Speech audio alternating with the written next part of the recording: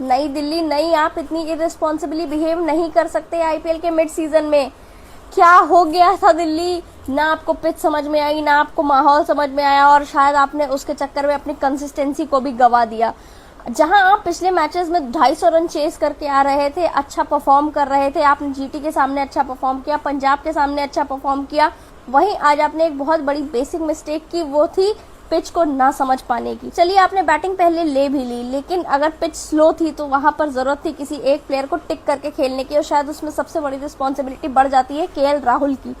लेकिन आज केएल राहुल वहां पर टिक करके रन नहीं बना पाए, और हम सब ने देखा कि वक्त के साथ कैसे वो पिच बेहतर होती चली गई, जिसके बाद नीतीश राणा ने, आशुतोष ने और क्रिस्टन स्टब्स ने रन बना लिए, और शायद उसी का फायदा उठाया था चेन्नई सुपर किंग्स ने। लेकिन वहां पर दाद देनी पड़ेगी संजू सैमसन की, जिन्होंने बहुत ही समझदारी से, बहुत ही मैच्योरिटी से अपनी पारी को संभाला, गेम की सिचुएशन को समझा, और शायद अच्छी गेम अवेयरनेस दिखाई, जिसके चलते सीएसके ने आज 155 रन का टारगेट बहुत ही आसानी से चेज कर लिया। हालांकि पिच आसान नहीं थी, गेम सिचुएशन आसान नहीं थी, सामने कुलदीप और अक्षर जैसे स्पिनर्स भी थे, एंगिडी और मिचेल स्टार्क जैसे भी बॉलर्स थे, लेकिन वहां पर सामने आई कार्तिक शर्मा की और संजू सैमसन की मैच्योर पारी। Hats off to both of them. और इसी के साथ सीएसके का विजय रथ चल पड़ा है, और अब CSK day by day dangerous होती चली जा रही है। वहीं पर जरूरत है दिल्ली को सोचने की कि वो एक गेम में एकदम ही अच्छा परफॉर्म करते हैं और दूसरे गेम में कैसे ही लैग कर जाते हैं, क्योंकि उन्हें आगे चल करके कंसिस्टेंसी की जरूरत होगी जब वो प्लेऑफ्स खेलेंगे या ऊपर के मैचेस में जाएंगे।